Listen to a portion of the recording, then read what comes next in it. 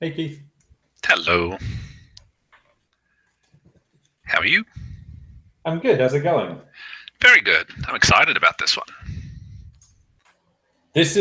You are pretty much the person to do something like this. I can't think of anyone better in all of aviation Yeah, to this do one, this. this one's kind of a softball for me.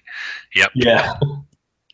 I get excited about it still, even after running the network for 4.5 years and having been obsessed with ATC for years, even before starting Pilot Edge. I still get pumped up when we start talking about comms. It's such a huge part of flying. Um, it's neat to. It's just fun to talk about. Hmm. Simple as that. Can you still hear me well? I just changed my microphone. I can hear you well. Yep. Great. I'm just trying to remember how I had set this up in terms of which screens will be shared and how that's going to work. Let's see. I can share a browser. Let's see. I can do screen share, right? Okay. So do you pass control to me and then I can start sharing things? Is that how it goes? You should be able to share things. You should be able to share things no matter what. Okay. And then it's just a matter of me choosing what is broadcast. Oh, perfect. Okay. All right. So I'm going to share. Okay. I see a lot of different screens to share. I got it. I think I'm going to present this here. All right. So I can share. I'm just gonna say something quickly because we have a bunch of viewers right now. We already have 21 people viewing, Mhm. but we have very few people. I was about to say nobody, but then Reese joined. But we have very few people actually in the room in the conversation. If you guys are actually on the email list, like if you guys signed up on the website, then I sent, even if you signed up today, I sent an email out just a couple of minutes ago that has links to get you in the room and talking and on camera and with us. But there's only 10 slots. So if there's 21 people watching sort of on the sidelines, I imagine like some of you guys would actually like to be like in the room with us. So feel free to join us. If you don't want to join us, there is a little box on the left side of your screen that says Q&A, and you can ask any questions in there, and we'll do our best to answer them. Very good. Good evening. Hey, Hey, Reese. Reese. Nice to see you. Or nice to see a picture of you. Yeah, I wasn't sure if this was going to be full. I can switch over to my other computer that has a webcam, but I also don't need to be in the live. I can switch over to a viewer if there's a line for this too. So Right now, there's clearly not a line because there's 10 slots, but we're at 25 viewers, so yeah, it's just people seem to want to sort of stand back. Maybe they're intimidated. Either Intimidated. that, or it could be that they just came in, via the new mechanism, and so they have not got the link to sign up. So I Yeah. definitely encourage people if they is it too late for them to sign up, and if you see a bunch of signups, can you do a quick blast of the link, or is it basically too late? Yeah, I can do another blast, maybe like once we're like 5 minutes in or something like that if there's a big difference. Okay. We did get a really big boost from your email today, Keith. We got like 170 people, 170 new signups today. Oh, they actually Um, signed up. Okay. In that case, I don't know why they're not in the room. yeah. Uh, that's odd, but I guess you've made it pretty clear at the beginning. I can't really add too much more to it, but there's the two ways of viewing, and if you did the lazy way and only clicked on the link on the front page, you're not going to be able to jump in um, into the main room, and I won't be able to see the chat at that point of what you're saying, and we won't see you on the webcam. But if you do have access to the link that Rich sent out, by all means, click it and come into the main room because there's still spots left. You Basically, know there's what? room up the front in the front of the. I'm gonna put it right on the Google event page. I'll put it in the comments. That might help. I see. Okay.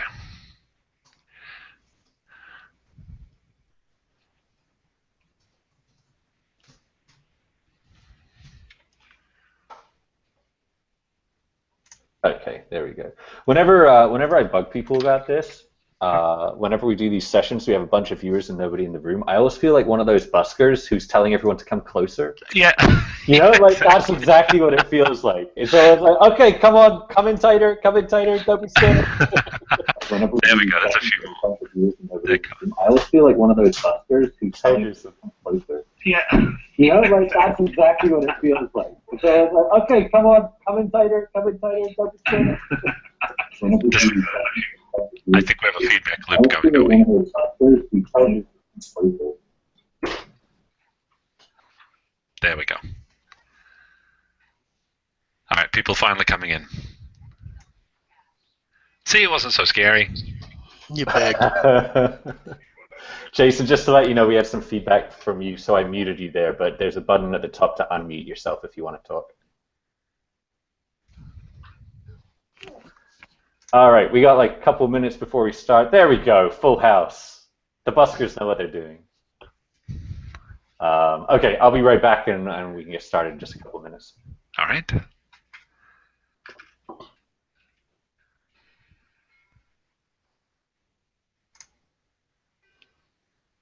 Be a direct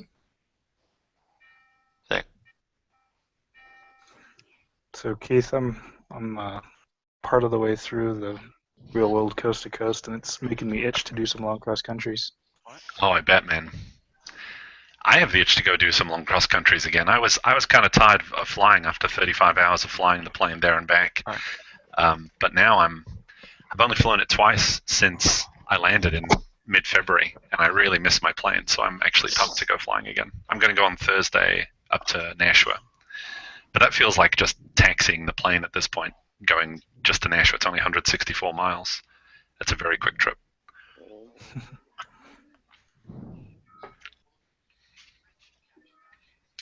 Has anyone else flown cross-country before? Like a coast-to-coast type of trip? Yeah, I guess I it's wish I pretty had rare. the money for that. Yeah, it is expensive. That's for sure. I think that's probably the primary reason that people don't do it. If you're renting, it's pretty much out of reach. If you own the plane, it might be doable. A fast, efficient plane definitely helps too. That was one of the things that made the trip possible. Is doing 200 knots at 10 gallons an hour made the trip somewhat affordable. Do you guys need to be here? Or? What was that? Well, there's just a chat going on. Oh, it's Sagan?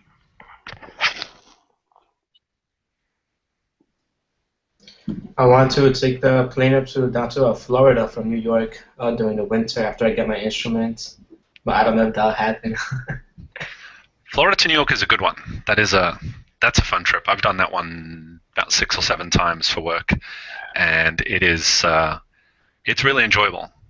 I got a great fuel stop for you. Harnett Regional Jetport, HRJ. I'll write that down. HRJ. It is epic. The nicest people ever. Free cookies, free popcorn, free sodas. Usually pulled pork, free pulled pork if you come down during if it's Sun and Fun. That means you'll miss Sun and Fun. But if you're flying up to New York during Sun and Fun, they'll have free pulled pork. The airport manager is a hoot. He's really big into paper airplanes. We had a paper airplane competition in the FBO. He took pictures of my airplane and they put it up on the Christmas tree as an ornament. They do it with every single person who comes in at Christmas time. They take a picture of you standing by the airplane. They build an ornament out of it and make that an ornament on their tree, along with old avionics that don't work. And then they, after Christmas is over, they take down the ornaments and mail them to all the pilots. So you get your own ornament back, all at no charge. So I have a Christmas one on my tree of a picture of me with a Lancer. They're just the nicest people. Really, really cool. HRJ. Hey, Eric. I see you there. Okay, should we get started? Certainly. And just so nobody's offended, there's a whole bunch of hellos to Keith in the Q&A, but that's going to make it really hard for me to see what questions are actually getting asked. So I'm going to delete all the hellos, but it was a nice gesture from everyone here. But just to try and stay on top of it, I'm going to remove anything that's not a question here. Okay. All right, you want to kick us off, Rich? Yeah. So I think some of you may have seen Keith's presentation before. He did, I think, about a month ago, maybe about 4 weeks ago. He did an airport session. He is the founder of Pilot Edge, which was maybe the most useful thing that I had in my training, which is the reason that I explicitly reached out to him once we started this study group. It's basically a way to practice ATC with, I think, a lot of the time, real-world air traffic controllers, right? Like these guys actually do this in real life. Is that correct? Not as many as people think, but some. Okay. Yeah. Okay. Some of them do. Either way, I'm like working on my PPL right now, so I'm like somewhat of a beginner. But I had the radios totally down by 10 hours of actual flight time with the instructor, and that was basically because I had 40 hours of flight time in Pilot Edge. That's basically what did it for me. So I really recommend it. That's really why I really wanted Keith to present, especially a topic like this, like ATC. So Keith, maybe if you've got any introduction stuff to add, you're welcome to add. Otherwise, we'll just get started. Well, I decided to delete my intro slide from last time. I figured people might know who I was from before, but very briefly, I started flying as a young kid, got into simulation immediately. That was my intro, really, to flying, was through simulation. Didn't really have any exposure to communication at that point until I went to start my real-world flight training, realized how difficult communications was, and decided to get involved with VATSIM at that point, which was the best source at the time, or the best way of practicing ATC communications in a simulator was with VATSIM. If anyone has tried using a simulator with any kind of synthetic ATC product, things like radar contact or those types of products, I believe that while they are they are a marvel of modern engineering. That's what I wanted to say. They really don't work very well, to be honest. They might sort of simulate what the interactions sound like, but there's a very big difference between pushing a button to tell the computer to say something on your behalf compared to you actually saying it. And picking menu options from a screen really bears no resemblance to what it's like to have to say something in the cockpit of an airplane. So I'm a huge believer that if you're going to simulate ATC communications, it has to be a human pilot talking to a human controller. There were some deficiencies in VATSIM specifically for real-world pilot training, and for that reason I started Pilot Edge, which is essentially a payware version of an online ATC network that allows you to speak to air traffic control while you're flying in a simulator. So we'll talk more about that in a bit, but basically I'm very passionate about ATC communications. I see how many pilots are terrified of talking on the radio. So Rich, your experience that you nailed the communications after a short amount of time is relatively rare. A lot of student pilots never get very comfortable at talking on the radio, especially if they start their training or do all of their training at a non-towered airport. Talking to ATC becomes the exception rather than the rule. It's a necessary evil if you land at a towered airport, otherwise they desperately avoid trying to speak to ATC.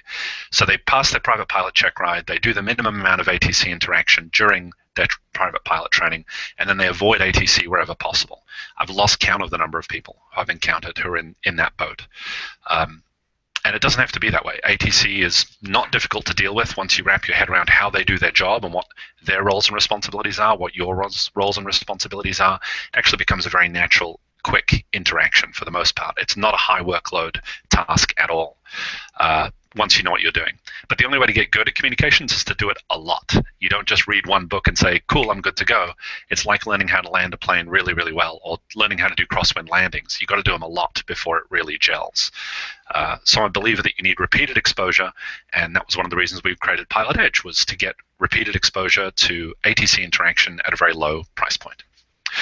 All right, so let me jump into what we're going to cover, and we will get started. Cool, that ought to do it. How is the size on that? Is that clear, Rich? Yeah, looks great. Works all right. Okay. Now, Pilot Edge has given a lot of workshops in the past, but ironically, we never gave one on ATC communications. I'm not sure why that happened, so it's been a long time coming to get this done. Okay, so what we're going to cover. I want to cover towered departures and arrivals, non-towered departures and arrivals, how to coordinate flight following, both in the air and on the ground, how to do transitions, the use of simulation for practice, and then Q&A will handle throughout. I'm legendarily bad for time management during workshops. It's 9:08, and my goal is to finish by 10:08 here on the East Coast, so I'll try and narrow it down to an hour. Will that work, Rich, if that's the goal, to do it an hour from now to wrap up? Yep, that's totally fine. And if people have questions and they're not in the room, so even if you are in the room, you can ask by the chat. That's the blue box in the top left, if you don't want to interrupt what's going on. And the viewers can ask. I think a lot of you have already seen there's a Q&A thing. I'm going to be keeping my eye on that, and I'll find times to interject if Keith hasn't seen the question. Okay, yep, sounds good. All right then, so I want to start with the importance of communication. I've covered it a little bit in the intro, but just make sure I've hit all the points here. So huge source of anxiety and workload during the training process, and also once people have their license. And simulation in the past has been good for understanding the emergency procedures, normal procedures, engine out procedures, things like that in the sim, but without an ATC simulation capability, the role of the flight simulator during VFR training is artificially limited. The minute you can add ATC interaction into a simulator, the value of that simulator, I think, during private pilot training goes through the roof. So yeah, during training, it's kind of a pain for people to deal with, and then even after they get their private, dealing with communications is a problem. As I said, people will go around airspace. They'll go 100 feet above the airspace. They'll do whatever they can to stay out of that airspace, and there's really no need to be doing it. The second to last point is important too. Flying the airplane is generally considered easy. I don't know how many people are in the middle of their training, but anyone who I've taken flying with me, I almost always give them the controls, and generally within a couple of minutes at the most, people are flying the airplane and not having much of a problem with the basics of keeping the airplane straight and level-ish. So flying the airplane's not hard, but the two hardest things during private pilot training seem to be understanding the airspace that you're in and what the rules are that are associated with that airspace, and then how to handle the radio communications. So if you can nail those two things, understanding airspace and understanding the comms, your life is just going to be that much easier. And lastly, again, the more you do this, the easier it gets. You don't just read a book once or listen to this workshop once. You've got to be doing the comms a lot to really nail it. Okay, now before we get into the meat of specific communications, there's two things I really want to cover, which is who are you and who are they?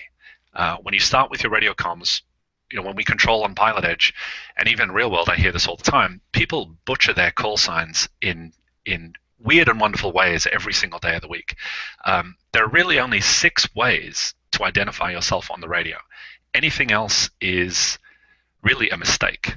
I can think of one mistake you might make that you'd get away with, but by and large, there's really only 6 ways to refer to the airplane.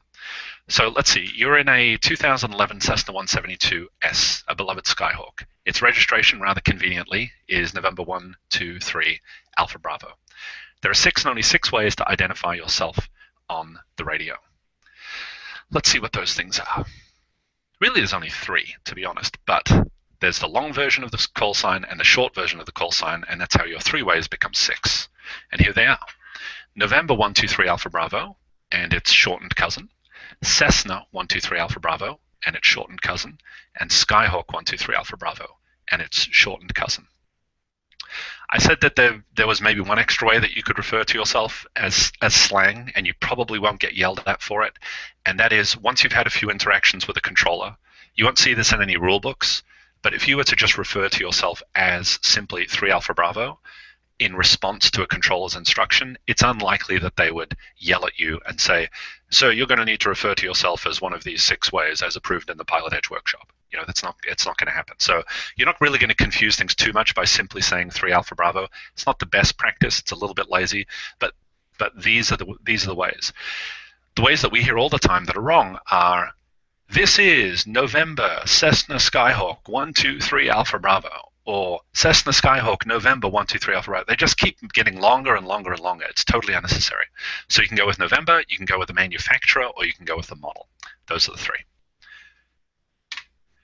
Okay, that was who are you. Now, how about who are they? And again, we hear some weird and wonderful things when people address ATC. Notice we haven't talked about any phases of flight or anything like this, but it really doesn't matter which phase of flight we're talking about. You need to be able to know how to refer to yourself and how to refer to a particular facility that you're trying to reach. So good practice is, for this exercise, I want to find out what the name of the positions would be for the clearance delivery, the ground, and the tower positions, and the frequencies for the airports that I've listed here. So before I lose track of what I'm doing, I'm going to write these down, just be a little bit quicker for me to not have to come back to the presentation each time. IFP and GCN. And if we wanted to call clearance delivery at those airports, what would we call them? So I'm going to hop out of the presentation. I'm going to go to SkyVector so we can identify these airports. And we'll start with SNA, which is John Wayne.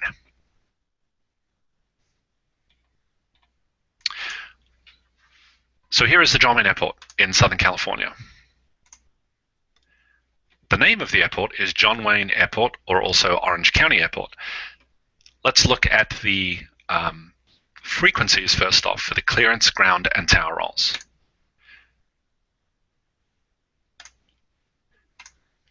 There's a number of ways of getting this information. If you have an electronic flight bag, you can certainly look up the communications section for an airport and get this information, but pretty quickly, at least for me, that can fall over. Once there are multiple frequencies listed for a position, you don't want to just pick one at random and hope it works. You can't just pick any tower, any one of the two tower frequencies and call them and hope that life is good. Unless there's a description of what each of these frequencies are, you're really just taking a stab in the dark as to whether it's the right tower frequency or not.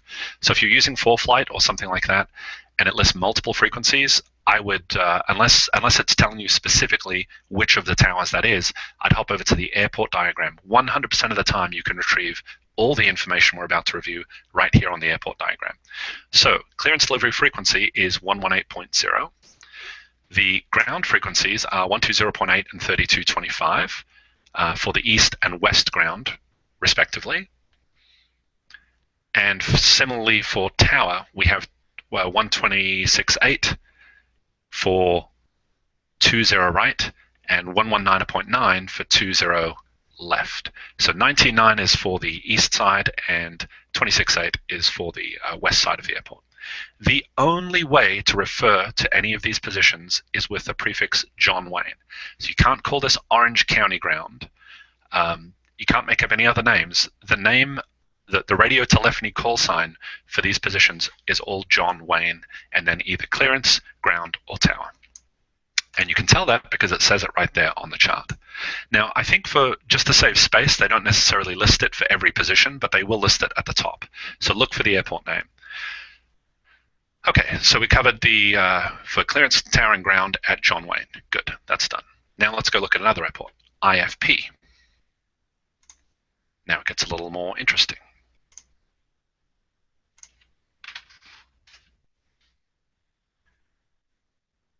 Okay, this is the Laughlin/Bullhead International Airport. And if you picture the case where you're already in the air and you're flying to this airport and you need to call them, simply looking at the sectional is not quite going to cut it. Yes, we can get the tower frequency there of 123.9 or right there on the chart, but we don't have a definitive facility name. We don't know if it's called Bullhead International Tower. We don't know if it's called Laughlin Tower. We don't know if it's just called Bullhead Tower. So again, we hop into our trusty airport diagram and the mystery is revealed. There it is, Bullhead Tower. So it is procedurally incorrect to refer to them as Laughlin Tower or Bullhead International Tower. And here are frequencies. Clearance delivery, 1825. Ground, 1825. Something weird's going on there.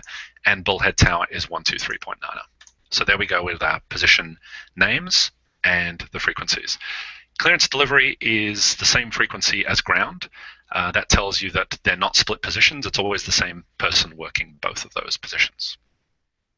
Okay, I'm going to keep it moving along quickly. Unless, sorry, did someone have a question? Yeah, we do have a handful of questions here. So we got one question that is saying, what is 121.85? I'm not sure exactly which thing they were referencing though. 121.85. Looks It like doesn't ring a bell. Can you ask? reference to a previous question. Yeah, Michael, maybe if you want to add some context to that, we might have missed the point where you asked that. Sorry about that. Probably a John Wayne. Next question was, what is your opinion on when it is best to use proper phraseology versus plain language phrasing? If the proper phraseology fails for some reason, if he can give an example of where proper phraseology, like a little bit of an example might be helpful, but my default answer would be go with the proper phraseology. I know on the controlling side, the controllers must use the language in the 711065, which is the Bible on controlling, so they have very strict rules about how they say certain things. Just about everything is covered by that book. However, if there is a breakdown in communication or clarification is needed, controllers can resort to plain English. In terms of the on the pilot side, there's really it's nowhere near as strict to begin with. Everything in the pilot controller glossary and all of that is really advisory in nature. So you can actually say pretty much anything you like on the radio. But for things like the call sign and things like that, there is pretty good guidance around the ways of referring to your own airplane. Cool. Michael clarified that he meant on the John Wayne diagram. Okay, 2185. Let's see. The right, gotcha. delivery. Oh, yep, good point. It is an alternate clearance delivery frequency. I would start with the first one. You might also find on the ATIS, they may have a note telling you clearance delivery is on 121.85 if for some reason they're not using the other one. I have to admit it's relatively rare for there to be multiple clearance delivery frequencies. But it just means you can, in this case, you could call them on either because it doesn't specifically say what each one is for. I'd contrast that with the ground control, where if you're on the west side of the airport, you would not call 120.8 because that's the east side frequency. Cool. Now that said, there will be times where you follow this guidance. Let's say you're on the east side of the airport, and it's 11 o'clock at night. I'm not sure what time John might actually close, but it's 11 o'clock at night. It's getting relatively sleepy. You call on 120.8 for taxi, and the controller gives you your taxi instruction and then says, change to my frequency 132.25. And then you feel like an idiot and go, oh, I must have called the wrong ground frequency.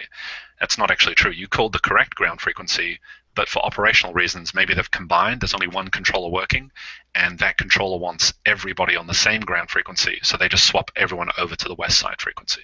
So you didn't do anything wrong. It shouldn't erode your confidence in the system whatsoever.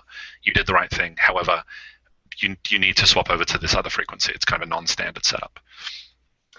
Okay, and then we've got like a couple. Sorry, I'm trying to get through the questions fast because there are quite a few, and we've got a lot to do. Oh lordy. So Kyle and Richard, you guys were talking about a misunderstanding about how to ask questions. The people who are viewing don't have access to the chat.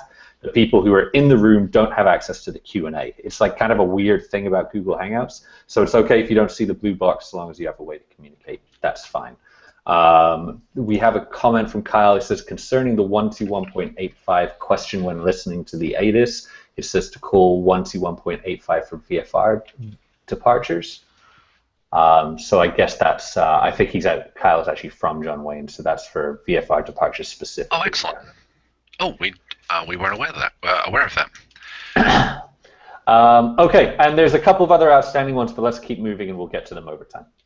Okay, very good. So let's see, I think we covered Bullhead. So now we can move on to the last airport, which was the GCN. And this one gets called by the wrong name, I'd say 1 in 3 times on the Pilot Edge network. GCN, beautiful airport right next to the Grand Canyon. If you can fly out there, I highly recommend it. So this is the Grand Canyon National Park Airport. What are we going to address this tower as we are inbound VFR into this airport? Grand Canyon National Park sounds pretty long. Grand Canyon National still pretty long. Grand Canyon Tower seems like a really good educated guess given that it's located next to the Grand Canyon. So you'd think that's what the name would be. Hence, many, many pilots who fly in there say Grand Canyon Tower. And, of course, the controller sighs and lets it go because he's probably made these corrections 500 times a day for the past 15 years and has given up. But look at the name of the facility. It is Canyon Tower. So again, the airport facility diagram removes 100% of the ambiguity. So it's Canyon Tower, the frequency is 21.9 for ground, and tower is 119.0.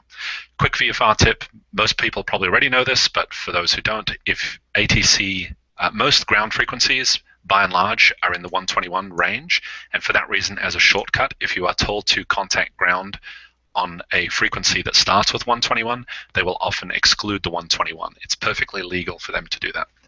So if they say contact ground 0.9er, that is implying that it is 121.9er. Okay, so, my gosh, we're through the first slide. That's great. Making serious progress. Okay, so that's where you get that information. And again, this is one of those things where if you're flying into the airport, it's a brand new airport you've never been to, you may not be feeling all that confident. And if the first thing you do is get yelled at for calling it the wrong name, or even if you eventually work out halfway through that you've been calling them by the wrong name, you might feel your confidence eroding a little bit and go, why couldn't I get that right? Where should I have gotten that information? It's always published in exactly the same place. There are other places to get it. I'll just show one other one that might be more convenient for you than looking at the airport diagram. And that is in the, let's see, right here in the airport facility directory entry here for the Grand Canyon Airport, you can see that it refers to the facility name there as Canyon Tower. It's there. It's also in the communications block. If you look at airnav.com or SkyVector, right now we're using SkyVector. Airnav is exactly the same. When we look at airport communications, you will see Canyon Tower, Canyon Ground, etc. So it's pretty much, you can get it from quite a few places. You just have to know where to look. Unfortunately, the sectional chart is one of the worst places to get it because it is frequently ambiguous. They're showing the name of the airport and the radio telephony call sign doesn't always match the name of the airport. Okay, let's keep it moving. Since we haven't actually made any radio calls yet, and we're nearly a quarter of the way through our presentation. Okay, so let's talk through some VFR departures. Eric is on the call. Eric is the co-CEO, he's waving there, of FlyThisSim, which is a wonderful flight simulation company. One of my favorite sims to use is the FlyThisSim Touch Trainer. And they are actually based in San Luis Obispo. So, Eric, if I ever hear you on the network flying at San Luis Obispo, you better be getting the radio calls at San Luis Obispo, right, at least. Okay, so San Luis Obispo is Sierra Bravo Papa, and we're going to look at John Wayne and LAX. It's no accident that I've picked those three airports. The first is a Class Delta airport, second is a Charlie, and the third is a Bravo. And that's pretty important because some of the communications and procedures can vary just a little bit between those fields, some of the subtle nuances at least. So our goal here is to call for taxi for a VFR departure at each of these fields in our brand new Cessna 172. We'll stick with November 123 Alpha Bravo. And to keep it simple, I'd like to call for departure at those fields without flight following, because that is a scenario you'll be doing a lot of the time. But then let's make exactly the same calls again with a request for flight following, because you need to know how to do both. And before we jump in, there's a note I want to make because I want to head this one off at the pass. We want to remove the following phrases from our aviation vocabulary. The words "this is" should never be at the start of your transmissions. So this is November 123 Alpha Bravo. The "this is" adds absolutely no value whatsoever.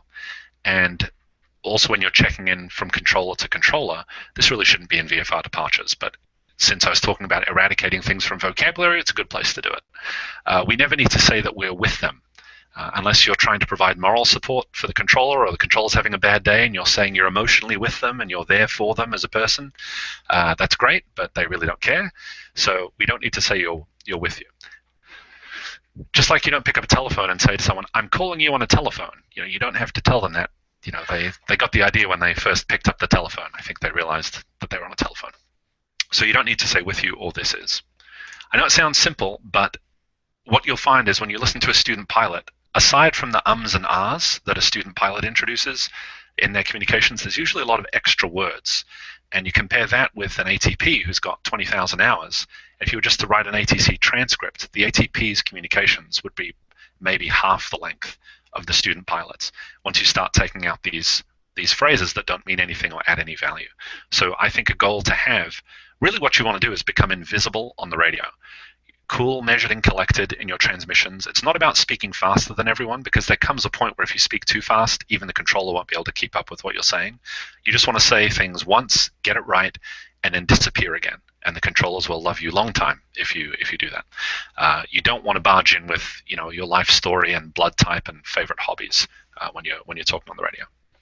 Okay, so let's look. Keith, I'm one of the people who says with you when I change frequencies. What would the call sign be? Do you just say your call sign and you just say approach or whatever, and that's it? That's all you say? Give me an example of where you said with you. What was the exact scenario?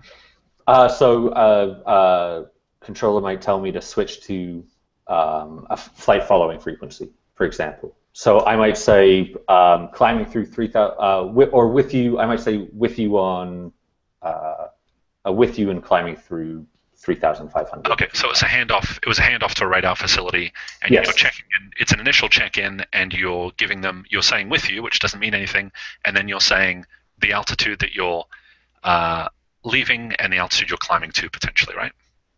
Yeah, I guess I do say the altitude. I was thinking that all I was saying was with you, but I suppose I do usually say the altitude. There you go. So I guess that's what you're saying. Okay. Yes, it turns out you are trying to say something meaningful, but you're prefixing it with something that doesn't mean anything. Okay. I agree with what you're saying. If there was truly nothing else being said, you might not just want to say your call sign, because your call sign alone implies that you have a lengthy request to make. So if you said approach November 123 Alpha Bravo, approach would then say November 123 Alpha Bravo SoCal approach, as in, okay, go ahead with your long message that you'd like to make. And they say, actually, I had nothing. I'm just saying that I'm here. I just want to let you know I was here. I could see why you'd think with you would be handy for that. But it turns out you never, ever check in with a radar controller with nothing to say. You do have something to say, which is the altitude that you're currently at and the altitude that you're climbing to or descending to. That's suggested in the AIM. The reason for that is as you switch to a new controller, they need to correlate your Mode C readout with your actual altitude. So if your transponder has suddenly started malfunctioning and you were not giving the altitude and the controller never asked for it, he now thinks that you are at a certain altitude that you are not at. He thinks that you are 2,000 feet vertically separated from the plane passing above you. It turns out you're actually at the same altitude as that aircraft, and boom, you have a problem. So that's why controllers need to know your altitude when you check in with them when it's a new position. So the correct call sign would the correct call would be SoCal approach Cessna 123 Alpha Bravo 3,500 climbing 5,000, something like that. Gotcha. So, yep, you don't need the with you. Thanks for stepping forward and saying that you were a with you guy. I appreciate it. Another reason there's a lot of with you people out there is there is training material out there. I believe FSX, Microsoft Flight Sim, the guidance that they had was to say with you, and a lot of the synthetic ATC programs also say with you. So it's become kind of like an urban legend or an old wives' tale that you're supposed to say with you.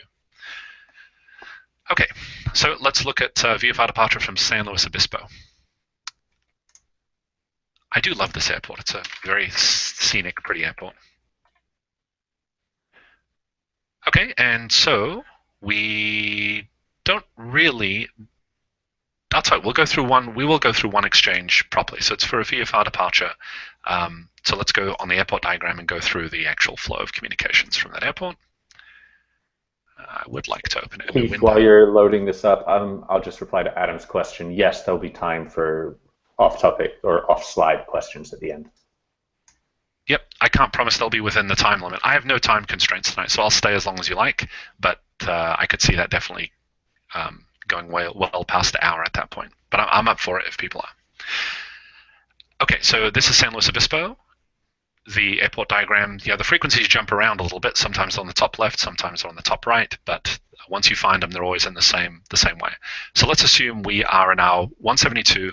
We are parked at transient parking, short term for singles. So it's just on the northwest corner here of the tower. We've already got the ATIS, and so we'll call ground control for a VFR departure to the, let's make it to the southeast. So let's assume the ATIS code is alpha. So it would be San Luis ground, Skyhawk 123 Alpha Bravo, transient parking, taxi with alpha, VFR to the southeast. something along those lines.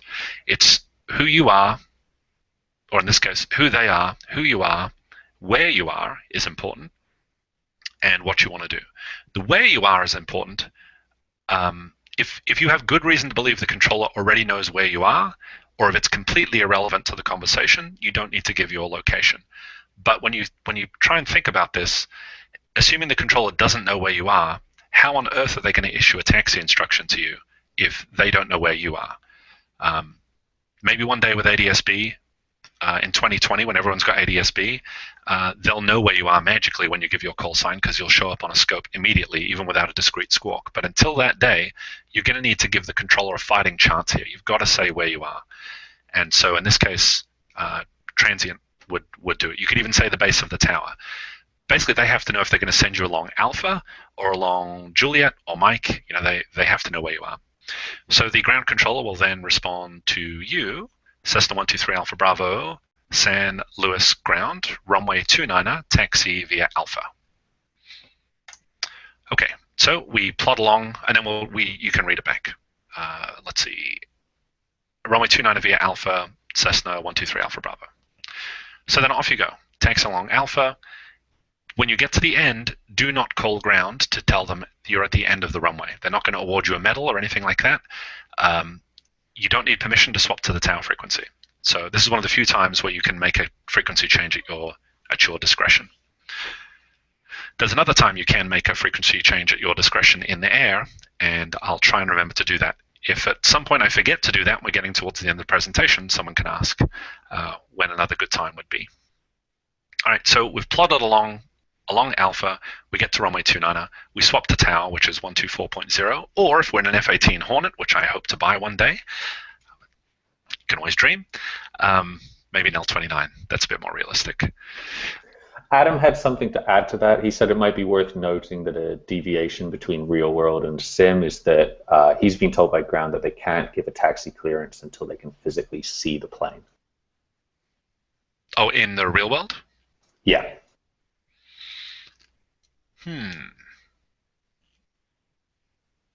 I have never been to an airport where they haven't easily had me in sight, so I don't know. Actually, don't know off the top of my head if that's a requirement or not. There are parts of airports which are denoted as non-visibility areas. Also, it could be low IFR where the visibility is only a quarter mile. Is he saying that they can't issue you a taxi clearance if the visibility is a quarter mile? I don't know whether it was visibility specific, but he said that unless they can physically see him, they cannot issue a taxi clearance. Keith, Greg?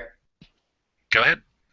I fly at Lancaster out in Pennsylvania, and where the general aviation are, actually tower can't see them, so the instruction with the taxiing is to taxi up to the west, where they have what they call a west ramp.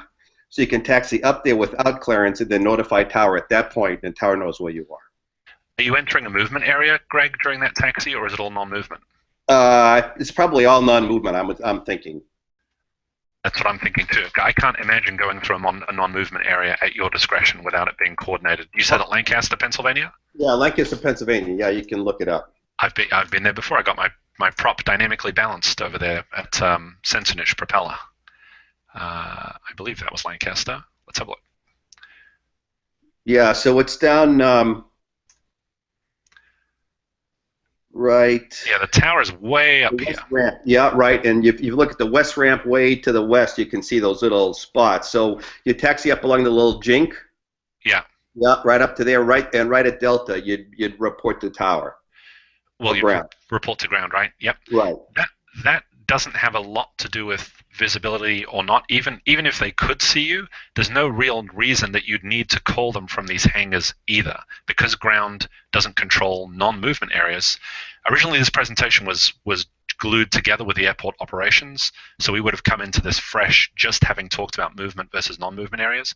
But in this case, all of this area near the hangars is non-movement all the way to the west ramp. So even if they could see you, even if the tower was located right there where my mouse is at those hangars, you could saunter right by them without saying a word. In fact, there's little point calling prior to reaching the movement area. So you could pull right up to the movement area in any case. Yeah. It does sound like it's an airport-specific thing. We have an example from Brad who says that at his airport, there's a huge hangar between the ramp and the aircraft, and he says as long as we state where we are, we can get a taxi clearance despite being invisible to the tower. Despite being invisible, right? If you give the location. Yes. Right. I Yeah. have to think there is a mechanism for issuing taxi instructions even when they cannot physically see you, because this airport can go low IFR at any time, and this runway alone is 7,000 feet long. That's over a mile long. So if they need to depart you from runway 26, or if you've just landed, let's say on runway 8, and you've used up most of the runway, and you exit on Juliet, and they can't see you, I think they basically have to take your word for it and use some sort of procedural control to make sure nobody else is on Delta until they can somehow get you in sight within a quarter mile or so.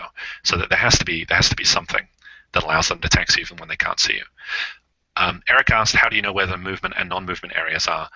Eric, you're going to have to watch the recorded video from the last presentation. I was just on typing a Airport message Ops. saying that. Yep. Basically, if you look at the sectional, see, the old me would have dove right into this, but I absolutely know how long I'll end up spending on it, and without question will blow my time budget. So there are lines which will distinguish the movement area versus non-movement area, and so look at Google Earth or any kind of satellite imagery for San Luis Obispo, and zoom in, and in fact a bunch of these airports, and you'll see the line that distinguishes the ramp from the movement area. So in short, you could taxi from this hangar on the extreme southwest corner of the airport all the way to this hangar on the southern tip of the airport, going past the west ramp, the main terminal, all those hangars, the east ramp. You could do all of that without entering Delta or Alpha, and those are the movement areas. So you could do all of that without talking to a soul. In fact, if you requested from ground that you'd like to do that, well, maybe they'd actually send you on Delta and Alpha in that case. But if you ground can get irritated sometimes if you call for an operation that clearly doesn't require a movement area. So yeah, try not to do that. You have to know when you're in a movement area versus non-movement. Okie dokie.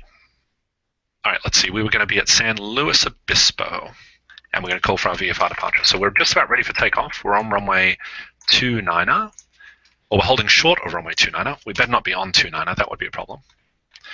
And we call for our takeoff clearance. I think I will pull up the airport diagram. It's good situational awareness. Okay, so we swap to tower, and we tell them, San Luis Tower, Skyhawk 123 Alpha Bravo, short of runway 29er VFR to the southeast. And then one of three things will be said. Number one could be there's an airplane on short final, in which case you kind of wasted your time making the call, to be honest. If you see a plane that is on a quarter mile final or less, there's really no need to make the call. I've kind of gone backwards and forwards on this. If I'm the only person holding short and there's a plane about to land, I won't even bother calling the tower to tell them I'm ready to go, because all they're going to do is tell me to hold short. I will, however, make that request if there's a plane on short final, if there's another guy next to me who has not called for takeoff yet. So putting in my request means I'll be more likely to be number one to go. So if there's a big line of planes, then get yourself on the list. It's like taking a ticket at the deli counter to order lunch. So get your ticket in, or get a number as soon as you can, and that way you'll be number one in the sequence, or as close to number one as you can be in the sequence. So you might get told to hold short. So it'd be hold short. Let's see, Skyhawk 123 Alpha Bravo, San Luis Tower, hold short, runway 29er, landing traffic. You cannot respond with Roger or Wilco or any slang that you'd like to make up. This is one of the very few times where there is a mandatory readback, which is right here on the airport diagram. Readback of all runway holding instructions is required. So they are going to need to hear your call sign and the runway and the words hold short. You've got to include that runway number, and the controllers will get on you about this. If you forget your call sign, they're going to make you say it again. If you don't include the runway, they're going to make you say it again.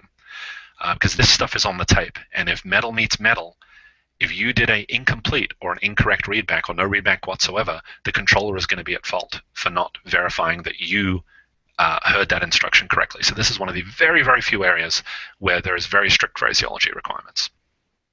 Now, I'm not saying it's strict phraseology in that you must say your call sign followed by the hold short, or the hold short followed by the call sign. No one really gives a toss where you include the call sign. Just make sure it's in there somewhere.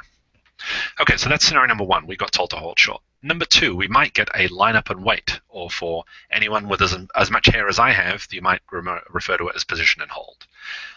So they might say Skyhawk 123 Alpha Bravo, runway 29 line up and wait, traffic exiting downfield, or something like that.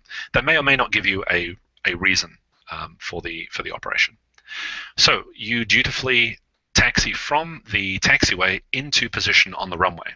So you enter the runway, you're facing down the runway, you're ready to go. 2 minutes pass, and you start wondering, has ATC forgotten about me? And that would be a very, very good time to raise a red flag. You should not really be left in position for any real length of time without some kind of update from ATC as to what's going on. You also should not ever hear an aircraft being cleared to land if you are in position. So if you're taxied into position and the next thing you hear is a landing clearance, that should be a huge red flag for you. It means the controller has made a fairly serious mistake, and you'd say, hey, tower, forget about phraseology or anything like that. Hey, tower, we're still here on runway 29. I just heard you clear someone to land. What they might do is tell someone who's on final, like a 3 or 4 mile final, to continue. So continue means that's like cancel landing clearance and continue. That means they should continue their approach from the runway. The controller's anticipating that pretty soon you're going to get launched, and once your wheels start rolling, then he or she can clear that aircraft that's on final to land. Okay, so we covered a hold short, we covered line up and wait. The next thing we might hear is a takeoff clearance. That would be good. We can get going then. So we had requested a departure to the southeast. Are we going to get told to make a left downwind departure, a right downwind departure, or maybe the controller just doesn't care? Those are really the only 3 eventualities from a practical standpoint. If it's a super high traffic environment, maybe they'd actually give you a heading to fly, not very likely at a Class D airport, quite honestly. So it's either going to be Skyhawk 123 Alpha Bravo San Luis Tower, make left downwind departure runway 29 clear for takeoff, or the same thing, but make right downwind departure clear for takeoff, or if they just don't care, on course is approved, runway 29 cleared for takeoff. You're going to get some kind of pattern exit instruction at a towered airport. If the airport facility diagram says that runway 29 is left traffic, we've seen a lot of student pilots on Pilot Edge get really hung up if ATC issues right traffic when the runway is published as left traffic. You don't care what is published in the AFD unless the tower is closed. That's the only time that left or right traffic means anything in an airport facility directory is when the control tower is closed at a towered airport. If the tower is open, you make the pattern entry or you fly the traffic pattern direction that you are told by ATC. And it will vary from minute to minute on a given day. It can vary based on which direction you're coming from. They might run traffic on both sides of the runway. They might run pistons on one side and jets on the other. Who knows? There's 1,000,001 different reasons why they might run left or right traffic. So don't be too hung up on expecting one versus the other. Just do as you're told. And again, half of this is just setting expectations with yourself. If you know they might give you left or right, then you really don't care what you get at the end of the day. Whereas if you're expecting to hear left and you get right, you might start getting concerned. And again, that's when that confidence erodes. We're like, every time I'm at a towered airport, something weird happens that I wasn't expecting. So if you know what to expect, then again, this is where the confidence increases. So we got told to make a left downwind departure in this case, so we read it back. Okay, cliff takeoff runway 29, a left downwind departure for Skyhawk 123 Alpha Bravo. And off we go. We make the upwind, the left crosswind, the left downwind turn, and then we climb above the traffic pattern altitude, leave the pattern, and resume our navigation. And we notice the radio is strangely quiet. Nothing going on. The next question that people usually have is, when can I change frequencies? Here's the sectional chart. Here's San Luis Obispo. This is where ATC communications and airspace, you notice I listed them together, and I tend to talk about them together when I'm mentoring people as well. They are inextricably linked. Knowing what to say and what to expect to hear is usually tied to certain rules regarding the airspace. And once you are outside of the Class Delta airspace, you no longer need to be in communication with San Luis Tower. So once you exit their airspace, again, a couple of things could happen. Prior to leaving the Delta, either laterally or vertically, you might hear Skyhawk 3 Alpha Bravo, frequency change approved. That means there's no one in the direction you're flying. You're not conflicting with anyone. Go off and sin no more. I don't need to talk to you anyway, even if you're still in the Delta. So you might get an early frequency change. Or you, right at the edge of the Delta, maybe that tower has some sort of radar display and they see that you're right on the edge of the Delta. Maybe they give you a frequency change approved at that time. So you might get told, you might be given an explicit frequency change. Or you may be asked at a non-radar Class Delta field, they might explicitly ask you, report leaving the Class Delta surface area. That means we don't know where you are. We can no longer see you with our binoculars. This is an antiquated 1960s contract tower with no radar display whatsoever. Could you just do us a favor and let us know when we no longer need to care about you, because we just have no idea where you are. This goes out for 3 or 4 miles, a 3 or 4 mile radius, and typically you can't see an airplane, especially a Skyhawk, from that kind of distance. So you might get told, report leaving the Delta. The reason I cover that so exhaustively is, again, I want to cover all the cases you might hit, so you expect it, so that no matter what happens on the day, you really won't be surprised. If we can get to that point where 99% of the time you're not hearing anything new, that's when your confidence really increases with this stuff. So one of those things will happen. Now, you might just feel more comfortable being proactive. As you're exiting the Delta, you might say, hey, thanks for the service, have a good day. Or exiting to the southeast, have a good day. And that's fine. That really is fine. You can have a human-to-human relationship, and especially if it's quiet, it's fine if you say that, even if it wasn't technically necessary. If you feel better about it, or if you want to thank them for a great job, or if the guy just sounded friendly, and then feel free to say that. That's fine too. But legally, you don't need to say anything. And when I really wouldn't say anything is if you have a pretty good sense that they know where you are, and they're really busy. You don't have to request a frequency change. I've heard pilots angrily request a frequency change, like, hey, we're 10 miles out of the Delta. Can I get a frequency change? I'm like, you moron, you could have changed frequency 6 miles ago. So you don't, I try not to say moron that often. But in that case, when they are angry with a controller, when really the mistake is on them, that's usually when it's a problem. So there are your options for departing San Luis Obispo without flight following.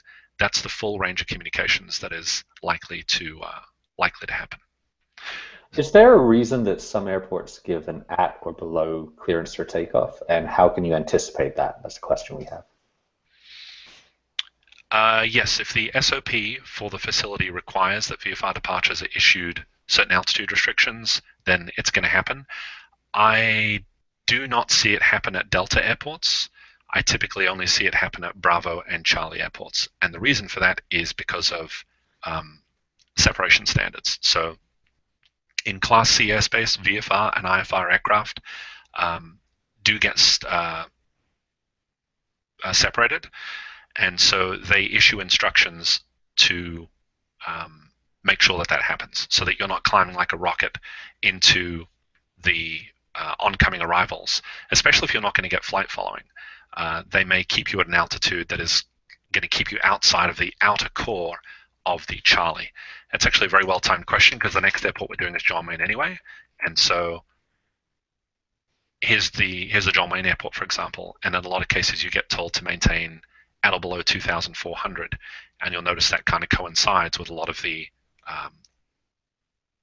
Class C airspace, the outer shelves of the Class C airspace. When you depart to the east, it's at or below 3,000. When you depart in all the other directions, it's generally at or below 2,400. There's a 220 heading they give out of there. There's a 330 heading they give out of there. And it ensures that you're not going to enter the airspace that approach would normally be controlling. You'll stay in the tower-controlled airspace until they hand you off to departure. And the very next thing departure does is either drop your radar service if you don't want radar service, and at that time, because you're so low, you'll be below the outer core of the Charlie, or they'll tell you to resume on navigation and appropriate VFR altitudes. Resume on navigation is a lateral command. It means that any previously assigned headings no longer apply, and resume appropriate VFR altitudes cancels any previous altitude restriction. So that's when you tend to get the at or belows, is when the SOPs call for it. I wouldn't try and anticipate it. I mean, if you fly to the same airport over and over, you will naturally begin to anticipate it. But as you fly into a wider range of airports, I couldn't tell you what I was going to get when I flew across the country. And even before doing the coast-to-coast flight, I did fly around a lot, over a couple of thousand miles. And it varies so much. And it's not always the case that at a Class C you will get a heading and altitude restriction. I've departed Allentown, I think, before with no restrictions whatsoever. I've also departed Allentown, which is a Class C, not too far from Lancaster, with altitude restrictions. So it varies. Just know that it can come. That's about all I can offer. Okie dokie. On to John Wayne as our next example. I believe that was the next example. Yep, John Wayne for a VFR departure with no advisories. Now, why you would want to, I do want to bring this up, at a Delta, Class Delta airport, so back to San Luis Obispo, notice we never said actually where we were going. We just said southeast, and we never specified a destination. And we never said explicitly whether we wanted flight following or didn't want flight following. Out of a Class Delta, generally speaking, you will not get flight following by default. There is a very small handful of exceptions, but by and large at Class Delta fields, if you simply request a departure in a particular direction, they're not going to say, did you want flight following with that? It's implied that you don't want it. It becomes, in my experience, a little bit more vague at Charlie airports. And generally speaking, SoCal seems to throw this rule out of the window, but participating aircraft at a Class C airport, by participating aircraft I mean someone who is talking to ATC, are supposed to be provided radar services all the way to the edge of the outer area. This is not well understood by most GA pilots. The outer area is not what you would think it is. The outer area, for the longest time when I read that, I always assumed the outer area was the outer shelf of the Class C. It's actually not. The outer area is not published on any diagram. It's not on the sectional. It's a 20-mile radius around the airport. Ever noticed how these little red boxes around Class Charlies always seem to say, coincidentally, contact the approach within 20 nautical miles of the airport? That number wasn't chosen at random. I always thought it was chosen at random. But 20-mile radius around John Wayne is, that's all called the outer area. So they are supposed to provide you with radar services when you're within the outer area, unless you specifically decline them. So if you were to depart John Wayne with the following request, let's do the yes, let's go through the example of John Wayne. So if we make the request to simply say we're going in a specific direction, so the question of who to call comes up. There's a couple of things to cover, but I want to make sure we don't get too deep in the stack. So except for now that we need to talk to clearance delivery, which confuses some people, but at this particular Charlie, VFR departures generally call clearance delivery. In fact, someone who flies out of there, I think, just told us that it was 121.85 is on the ATIS telling you to VFR departures to contact that frequency. So you call 121.85 and you say, John Wayne clearance, Skyhawk 123, Alpha Bravo, Southeast, run up, or we could say executive hangars, information alpha, VFR to the southeast. You could make that call. They then give you your VFR departure instructions. So this is just off the top of my head, and it's been a while since I worked an east departure out of John Wayne, but they might say Skyhawk 123 Alpha Bravo, John Wayne clearance, on departure, fly heading 090, maintain VFR at or below 3000. Trying to remember if they give you a departure frequency or not. You'll typically will get a departure frequency at a Class C airport, and then a squawk. So we didn't ask for flight following, but we've been given a heading, an altitude restriction, and a squawk code, and a departure frequency. So we're going to be getting some kind of radar service, even though we haven't asked for flight following. So when that happens, the question becomes, okay, how long are they going to give me flight following for? And the answer is till the edge of the outer area. That's what they're supposed to do. This is why when you depart from Class C airports and you haven't explicitly requested flight following, 90% of the time, what's going to happen is you will get a handoff to departure. Departure will give you on course and cancel your altitude restrictions. Maybe they'll give you a couple of vectors to get you out of the departure corridor. It's going to vary. That part is definitely going to vary based on traffic. But once they can, they'll cut you loose. And then even once you're out of the Charlie, you're in this weird state where you're talking to ATC, you've got radar service, but they have no idea where you're going. And you have no idea how long this service is going to continue on for. And then a few minutes later, it's all over. You get squawk VFR frequency change approved. And you're like, I wonder what happened. Why did that happen? What happened was you reached the edge of the outer area. So if you do not call for flight following, by default, you're not going to get it. Now, where it becomes ambiguous is if you give them a destination. You'd say, okay, we're at the executive hangars, VFR to Oceanside Municipal at 3,500. You're telling them where you're going and the altitude you intend to fly at. That's an implication, in my experience, that you want flight following. I've never actually tried making that call myself. I usually include request. I would say VFR to Oceanside 3,500, or request advisories to Oceanside Municipal 3,500. So I'd explicitly tell them I want flight following. My guess is if you gave them an airport destination and an altitude, they're actually going to put you down for flight following. If anyone has any experience on that either way, I would be interested in hearing it. If you gave all that information, didn't say either way whether you wanted flight following or not, did you get flight following all the way to that destination? Now, if you're in SoCal, your answer is not 100% relevant because there are so many Class Cs. I mean, you can't go 10 feet without stepping on another Class C here. So John Wayne is actually not that far away from March, which is not that far away from Ontario. These Charlies are so close together that even if you just said you were northeast, you're going to be VFR northeast, you're going to end up probably making it all the way to Ontario before they even terminated your service. Or in other cases in SoCal, they drop you like a hot potato, I've heard, even before the edge of the outer area. I'm not sure how they do that legally, but maybe they have a letter of agreement or something like that, a waiver from those rules. But by and large, in airspace that isn't as suicidally complicated as SoCal, you're going to get the service by default to the edge of the outer area. If you want flight following, my advice would be to ask for it. You can say flight following, radar services, radar advisories, whatever you'd like to call it. In Europe, there are different levels of radar service, so they're much more strict on the phraseology. In the US, not so much. They're all pretty much the same thing. So you're going to get that radar service to the edge of the outer area. There is one call you can make to specifically decline this service as soon as possible, and that is if you say negative radar service. That does have a specific meaning. That means not only do I not want flight following once I leave the outer area, again, it's negative radar service. Not only are you saying, look, I don't want the flight following once we leave the outer area, it means I want out of this whole ATC communication caper just as soon as humanly possible. And what will happen is you'll stay with the tower, and once you get to the outer edge of the inner core, it's typically about what the tower controls, instead of getting a handoff to SoCal, you'll just get squawk VFR frequency change approved.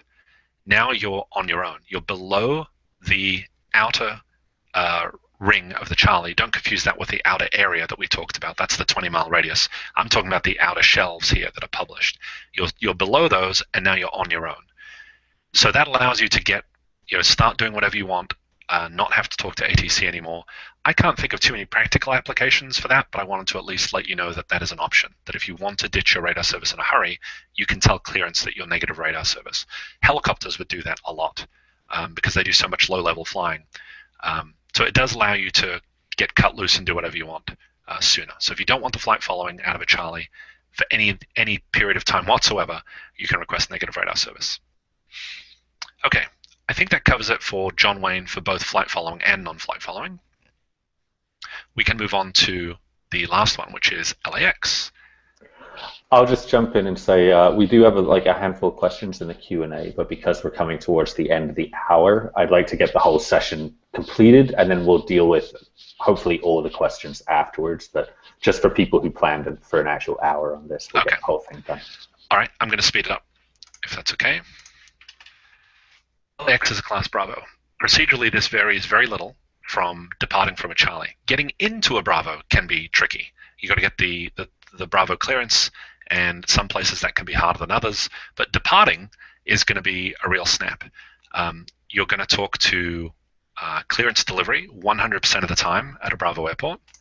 So you're going to make the call with LA clearance, and you're going to tell them pretty much the same thing for the Charlie. You can give them a direction of flight if you like. Let's see, the clearance delivery, there's only one frequency listed. Ground, there's now 3 frequencies at LAX, so it's more complicated, but there's nothing procedurally new here. It's clearance, then ground, then tower. And you'd make the call just like you did at John Wayne. Just for speed, I'm not going to simulate all the radio calls, but you'd call clearance. If you were requesting a VFR departure to the south with negative radar service, in fact, at LAX, I believe, if you don't request flight following, they are actually going to terminate you relatively quickly. The LA Bravo, this is one thing that varies between Bravos. The shape of the Bravos are so radically different. If you look at the LAX Bravo, it's actually very, very narrow at the point of the airport. So if you take off of 25 left here, the southmost runway, the second you hang a left turn on the left crosswind, you're out of the Bravo. And the tower couldn't be more thrilled about that. So LAX will drop you like a hot potato. Unless you've requested advisories out of LA, they will actually give you different instructions. They'll tell you to make a left turn at the shoreline at or below, I can't remember what the altitude is. And then as soon as you're on the left crosswind, you're actually done. You get done talking with them pretty quickly. Okay, so for LAX, the only thing that'll be different is that the VFR departure instructions will include the Bravo clearance. So they'll say cleared through the Bravo airspace or cleared out of the LA Bravo airspace. There'll be some sort of reference to cleared and Bravo, but that's about the only difference between departing the Bravo and the Charlie. One last thing that is important is when do you call clearance and when don't you? At a Delta, you almost never call clearance delivery for your VFR departure, even if it's with flight following. An exception for that would be at Teterboro, but that's okay. You don't have to remember the exceptions. The ATIS will tell you if you need to contact clearance, in my experience, for VFR departure at a Delta airport. At a Charlie, I've given up trying to work out whether they want you to call clearance or ground. Some places will have an ATIS that explicitly says it. Some places don't make a reference to it in the ATIS at all. And then if you just try and call ground, they'll tell you to call clearance. And yet, at other places, I have seen people call ground, and that works out just fine. What I think gives it so much wiggle room is that at most Charlie airports, clearance and ground end up being the same person a lot of the time, and they just don't care what frequency you call on for the most part. It's the same person. So since they're working both roles, they barely notice which of the 2 frequencies you called. So the Charlie's the only place where it gets a little bit ambiguous. I would generally call the clearance frequency to be safe for your VFR departure instruction. At a Bravo, it's going to be the clearance frequency for a VFR departure, and the ATIS, I'm trying to remember if ATIS is generally referred to it or not. Can't remember either way if it does, but you're going to want to talk to clearance for sure to get out of there. Okay, that covers those cases. For flight following and not. All right, so we've covered that.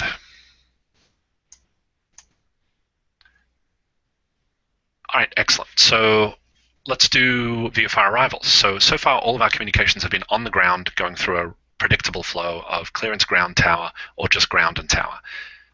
Let's talk through an arrival real quick.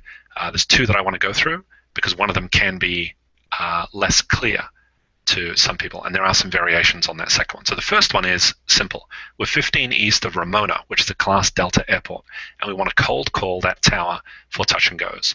The format of this is going to be simple: who they are, who you are, and what you want.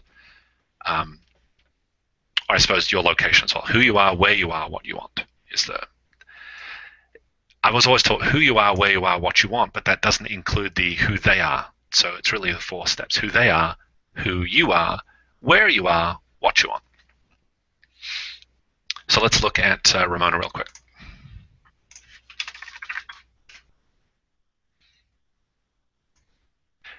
Try not to get too hung up on the specific airport that I'm showing you. Try and think more about the type of airspace that it is, because I can put my hand on my heart and tell you that this could be Ramona, or it could be 500 other Class Delta airports around the country. It could be where Reese is flying, could be where Eric flies, could be where Greg flies, could be where Rich flies.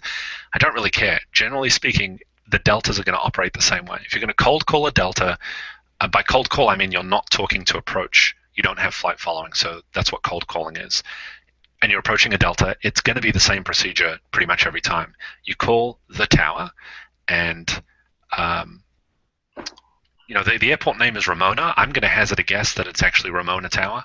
I think that would be one of those cases where you could probably get away with not looking at the airport diagram, and it's such a simple airport name. So this would be Ramona Tower. The frequency is right there, 119.87. Let me have a quick look at John Wayne and see if that is always the case.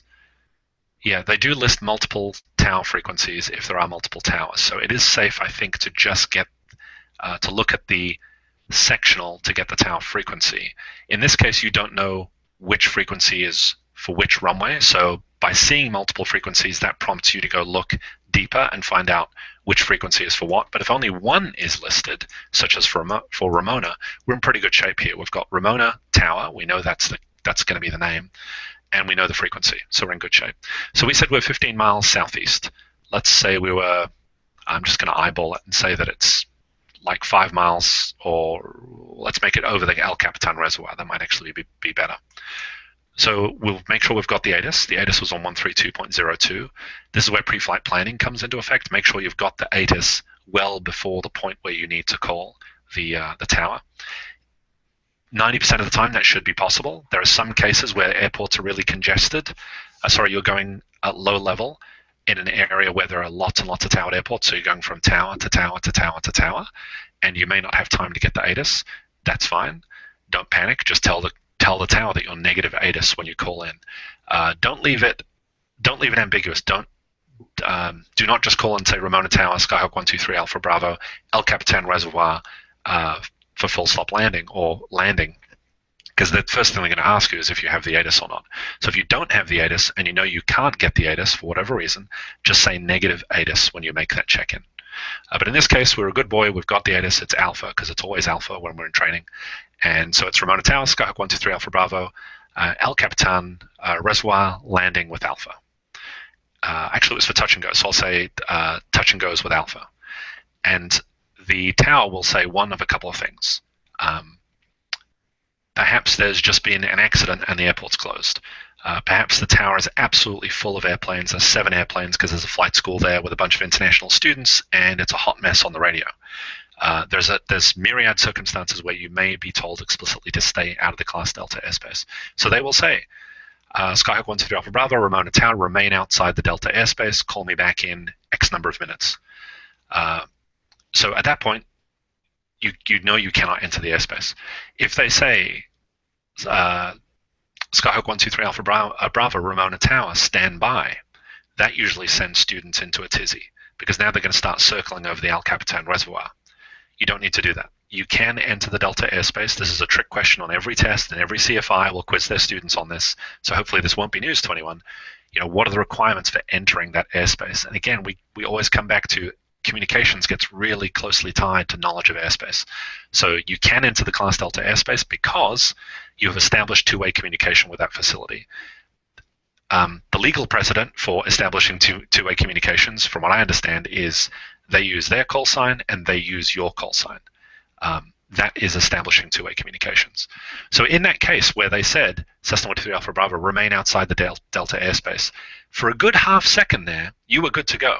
If you were super fast, maybe you could have landed at Mach 3 and gotten into the airspace. Not likely, because you'd have to get the gear down at some point. Or if it's a rental, maybe it's a rental SR-71, you don't need to get the gear down. But assuming, my point is that when they used your call sign, you were then good to go to enter the airspace. However, them saying remain outside the Delta airspace is a valid ATC instruction, and there is a Part 91 Federal Aviation Regulation that you must comply with all ATC instructions. So the minute the door opened up, they immediately slammed it shut when they said remain outside the Delta airspace. They could have also never opened the door to begin with by simply saying aircraft calling, stand by, or aircraft calling, remain outside the Delta airspace, or just not responding at all. Any one of those three things would mean that the door to the Delta never even opened to begin with. Whereas Cessna 123 Alpha Bravo Ramona Tower, remain outside the Delta airspace, is them opening the door and then promptly slamming it shut again. I happen to find that stuff procedurally interesting. It helps me build confidence in understanding those rules, so that's why I go through it in such grim detail. maybe not everyone feels the same way, but knowing exactly how all of that works builds a lot of confidence. The reason for that is as you approach the El Capitan Reservoir, any one of those things could happen, and you're prepared for it. Whereas if you're only kind of mentally prepared for the being told to remain outside the airspace or enter the pattern, those are the only two things, and you suddenly get aircraft calling standby, who knows what you should do if you've never briefed that before. So, simplest case, I'll try and speed up a little bit now, is we do not get told to stand by. We get the heartwarming response of Skyhawk 123 Alpha Bravo, Ramona Tower, report a 3 miles straight in for runway 29 or whatever runway that is at Ramona. So at that point we enter the pattern, we report the 3 mile final, so we'll say Ramona Tower, Skyhawk 123 Alpha Bravo, 3 mile final, and then you get your landing clearance and life is good. So all you did was essentially cold call the tower, you eventually get a pattern entry instruction, and then you get cleared to land and life is good. No squawk code was used. You gave a position report. They're either very, very trusting and they have no radar whatsoever, or they look at their radar scope, which they're using unofficially, like a D-Bright display or something like that. They're not using that for formal separation. They're just using that for situational awareness. And hey, lo and behold, there's a VFR target over the El Capitan Reservoir. Fantastic. You might get told to ident sometimes, even though you're squawking VFR. Why do they do that? That could be because there might be 1, 2, 3 targets in the vicinity of the El Capitan Reservoir, and they want to make sure that one of those is you. So that's why you might get told to ident. In that case, you read back the ident and you do the ident. Okay, that covers the Delta arrival at San Luis Obispo, at Ramona. Let's cover the 30 southeast of John Wayne. Well, Rich, it's happened. It's 10:14. We're 6 minutes past the 1 hour, and there is not that much more to go, but it might be 20 minutes, could be half an hour. Are we comfortable with that, doing another half an hour, or do you want to make it a part 2? I want to be respectful of the time. Let's go all the way through. I think that's okay. Okay. We're fully booked right the way through to mid-August at this point, so we'd have to wait until end of August. Okay. If we were gonna do another one. So let's do Okay. another 20 minutes. I apologize for it taking longer. However, I can't actually apologize for the content, and I can't really skip pages because I do not want to give an incomplete view of the communications. So if people, and that's fine. I think the quality is more important than the speed and the conciseness. If people do need to leave, this is going to be up on Exactly. the archive. Later. Exactly. I'd rather have it be a presentation that could be a reference for someone to look at in the future when they do have more time, as opposed to saying, well, that was a shame they didn't cover transitions or non-towered ops, and then they're left with a gap in the knowledge. Yeah. Once again, my time management questionable. Okay. Gosh, and I tried too. All right, so now here's where I think it gets a bit more interesting, and I've seen a lot of variation, is now we're 30 miles southeast of John Wayne to cold call for a landing. Who do you call? And the dirty secret here is if we just had flight following from the very beginning of this flight, you wouldn't really have to worry about this. This is why I do find it interesting that people will, thank you, Reese, I was expecting someone to say Ghostbusters. People think that getting out of ATC's hair will simplify things. In actually many occasions, it makes it more complex for you because you then have to reestablish communications at the tail end of the flight. And there are some decisions you need to make as to how to establish those communications. So had you just gotten flight following from the ground at the airport you were at or at the very beginning of your flight, this would be a completely moot point because you'd already be talking to the right people and they would eventually hand you to the tower at the who cares when they do it? They'll do it when they need to do it, and you get your landing clearance and life is good. But for some reason, we've been stubborn and we don't have advisories. And here we are, 30 miles southeast of John Wayne again. So scrolling. Here's John Wayne, and 30 miles, we'll say. The exact number is not that relevant, but we're clearly too far away to be talking to the tower. So that's worth mentioning. If you are 30 miles away from a field and you're attempting to call the tower, they are going to snicker loudly at you. Their area of jurisdiction is rarely more than about 5 miles, and so much beyond that, if you push it a little bit, they may be able to do you a favor and say they'll actually call the approach controllers on your behalf on a landline and say, hey, I got this VFR calling me. He's 7 miles out. Can I just keep him? So then that's a point out. They'll coordinate that behind the scenes, but they can only do that for so long. And if you attempt to push that by calling from such a massive distance, it's not going to work. So do not attempt to call a Class C or even a Class B tower, a Bravo tower, from such a long distance. It's not going to work. Also, we have guidance on the chart which tells us who we should call from such a great distance. So contact SoCal approach within 20 nautical miles on 124.1. Contact them on 128.1, 127.2. Well, which one do you pick? The answer is you pick the box that's generally closest to you. And don't agonize over this. If you're halfway between the two boxes, you're going to be wrong half of the time. So I wouldn't worry about it too much. However, if you have the time, there is a more precise method than trying to see which box is closer to you, and that is by going to the good old-fashioned sectional chart. Here's where stitching of charts can actually hurt you a little bit. If we stuck with the World VFR chart in SkyVector and simply looked for the edge of this chart, there is no edge of this chart. We could go all the way to Hawaii and not find the edge of the chart. But if you're looking at the genuine sectional chart, so I'm going to click on Los Angeles and scroll to the edge of it, you will see all the frequencies. It kind of varies from chart to chart as to where it is. Give me 1 second. Those are all the mowers. Special use. Here we go. You know what? We need the listing of Class C airspace. Just a minute. Orange County is listed here. Here we go. It's been a while since I've done this. So you'll notice the towers are listed here. Control tower frequencies on the LA sectional chart. I initially went here, looked at John Wayne, and my heart sank because I only saw 119.9 and 126.8. Those are not the approach frequencies, but don't panic. Keep scrolling over here, and here is the Class Bravo, Charlie, Tersa, and approach control frequencies for everything on here. And if we look at the John Wayne, actually it's called Santa Ana here, you will see the same frequencies that we saw before, 21.3, 24.1, 28.1, 27.2, and they actually show bearings and altitudes. So if you happen to know your bearing to the field, you can work out exactly what frequency you're going to use. This, I think, is useless in flight because by the time you've had your head down finding this and calculating all this, you may have had a mid-air with someone, so I wouldn't encourage looking at this in flight, but during pre-flight planning, you would be able to make note of which approach frequency to use. Otherwise, in a pinch, just use the box that's closest to you. And just know that if you've got the wrong one, they will just send you over to another frequency, and you'll survive. So who to call in that case is relatively clear. It would be the approach controller, the relevant approach controller for that Class C airspace. Where it becomes less clear is if we were considerably closer to the airport. Let's assume that we have been doing some low-level work over Dana Point, and then we head over to Signal Peak below the Charlie, and now we decide we want to land at John Wayne.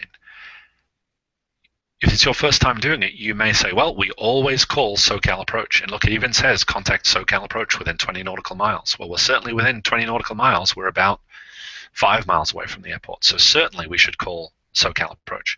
In fact, in my experience, that's not the case. Once you're close enough to the tower's airspace, as I said before, if you were to call approach, the absolute next thing that would happen is they would spit out their coffee and realize they have to get you over to tower almost immediately. So you can save everyone some time and just call the tower directly in this case.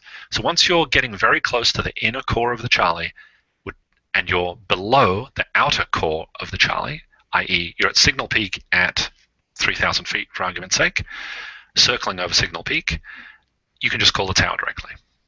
So that answers the questions as to who you call from 30 southeast of John Wayne. There's no ambiguity. As you get closer and closer and closer, at some point you might just call the tower directly. And again, all of this becomes a moot point if you just had flight following from the get-go. So don't be afraid to get the flight following. Okay, that covers the what to do if you're arriving at the tower airports. What I didn't include here was LAX. So the next scenario would have been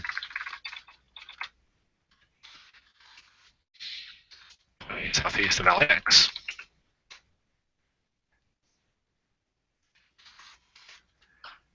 very, very similar to what we talked about before. If you are super close to LAX below the Bravo, you might just call the tower directly. They'll radar identify you, clear you into the Bravo, and then land. So it's just like arriving at John Wayne, except you do need to hear the words cleared into the Bravo airspace. And or secondly, if you were further away, you would call SoCal approach. And I think we'd probably need to go onto the terminal area chart, and hopefully we'd see some frequencies. Yep, there we go. So for the Charlie approach facilities, they are in the same color as the Charlie. So going back to John Wayne, notice that box is in the purple. I swapped over to the LAX TAC chart and started looking for the blue boxes to look for the approach sectors that handle the Bravo airspace. So again, if you can't find the blue box, go up to the airspace section on the terminal area chart or the sectional, and you'll see the actual approach frequencies to call. Arriving at the Bravo is no different than arriving at the Charlie, except you do need to hear cleared into the Bravo airspace. Okay, that covers our arrivals. Reese, I'm glad you liked that one. I thought you might. I actually forget from time to time that the outsides of the sectional contain so much great information. If anyone has a sec or is experienced with this, do you know if you can get that info from ForeFlight, those frequencies from a chart? My recollection is you can't actually get to the full sectional chart, i.e. this document here, this government chart. You can only get the stitched digital charts where you can never get to the edge because they just keep going and going and going. The alternative, from what I recall, is you look at the airport information page within your EFB, and it will contain all of these frequencies. So if we look at the LAX class Bravo, right here, I want you to look at that. This actually doesn't give you the degree and well, this actually doesn't help you at all, does it? That's interesting. Apparently, ForeFlight, you can do it if you've got if you do a long tap, according to Adam. Okay, so it will give you all the frequencies. I'm just wondering if it gives you the detailed information. You see, like compare it to Las Vegas. Las Vegas does show you the degrees, the bearings, or west of certain references. So 25.9 if you're west of I-15. Kind of interesting that they reference freeways there. But for the LA Bravo, no headings. San Diego Bravo, full of headings and altitudes. LA is the only one that doesn't seem to have their frequencies listed. So again, try and have flight following before you get there. That would help. But yeah, you'll set, even though you can't get that level of, you cannot see this graphical information in ForeFlight, you can get it from the airport detail pages. They will list all the approach frequencies. I'm just curious if they show the headings and altitudes. If anyone has ForeFlight, look at San Diego and let me know if you see the same information here, like 32.2 is used for 029 through 061, 14K and below. Okay, that covers that. Into transitions.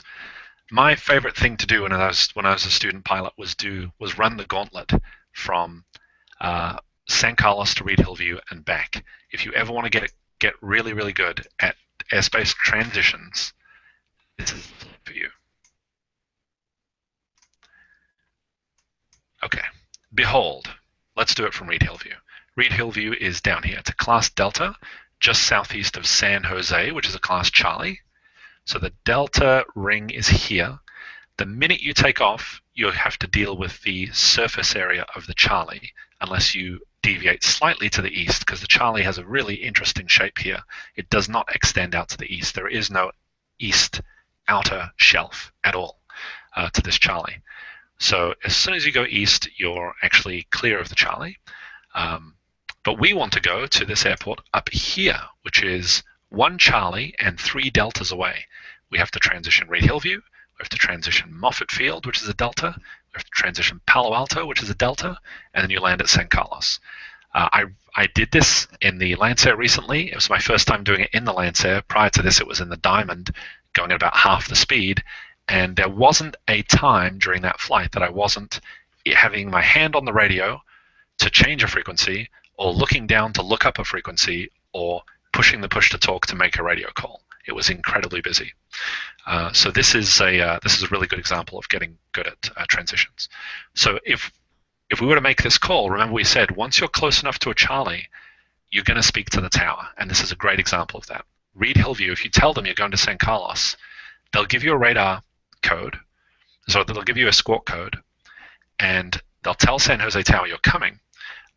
So as soon as you take off, you get a frequency change to to San Jose Tower.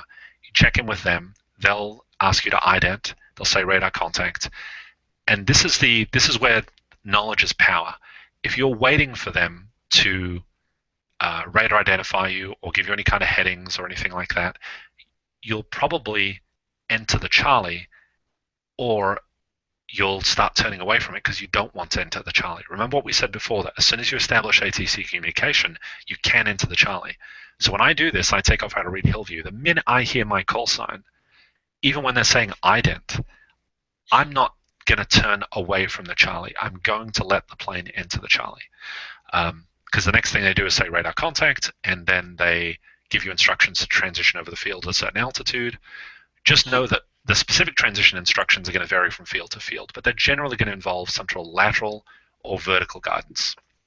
So in this case, they might say transition midfield at 1,500 or transition midfield at 2,000. When you're talking to a tower, they generally don't own very much airspace vertically, so the transition altitudes will typically be relatively low when you're transitioning airspace. So this is a tower-to-tower transition. So we start with Reed Hill View, then we talk to San Jose Tower. We continue along the highway here. The next thing they do is hand you off to Moffett Tower, and then Moffett hands you off to Palo Alto Tower, and Palo Alto hands you off here. You're not having to explain yourself every single time. They're coordinating with each facility and letting them know where it is you're going. So once you're in the system, life gets a little bit simpler.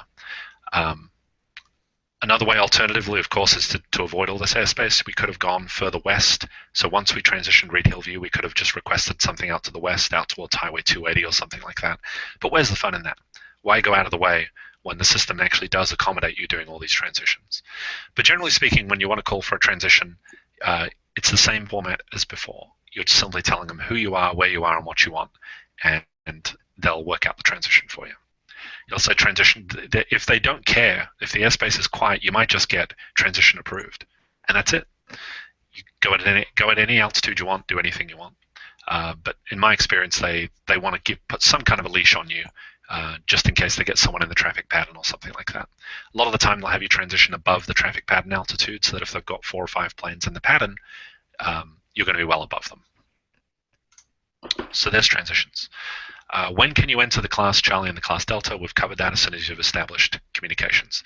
Here's where it gets interesting for transitions. Let's assume you have flight following. And let's go back to,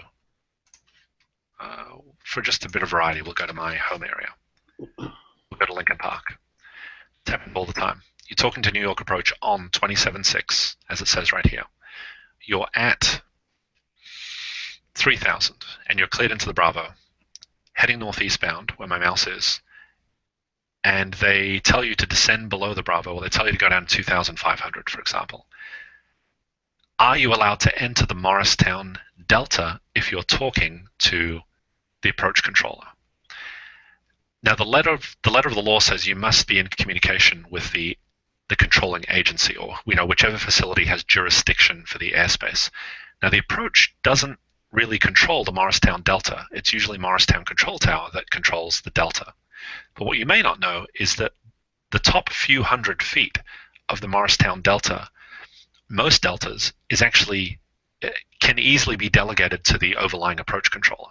It's not published anyway, but that's how it's actually coordinated. The letters of agreement between Morristown and New York TRACON might say the top 500 feet of the Morristown Delta, so from 2,200 feet to 2,700 feet, New York Approach can actually transition planes through there without any coordination with Morristown, or with very, very limited coordination with Morristown.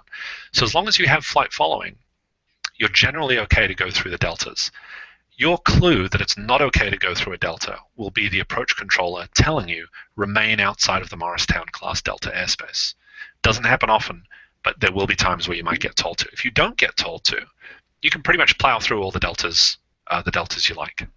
It's not intuitive, but there is a hard and fast rule in the FAA order on air traffic control, which is 7110-65, which says that if an airplane's receiving radar service, that controller must coordinate all the transitions through any airspace that they'll go through, i.e.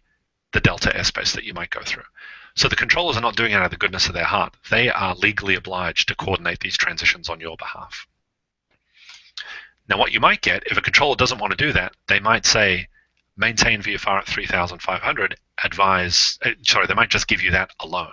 So by locking you at a certain altitude, they no longer need to coordinate your transition because they're keeping you above that airspace. But as long as you're talking to approach, you can generally, if they haven't given you any altitude restrictions, you do not need to panic and say, oh, can I transition the Morristown Delta? The first few times I did that, I could tell by their response they were pretty irritated by it because they had already done the work to coordinate it for me. So you don't need to worry about that. So that covers the side note.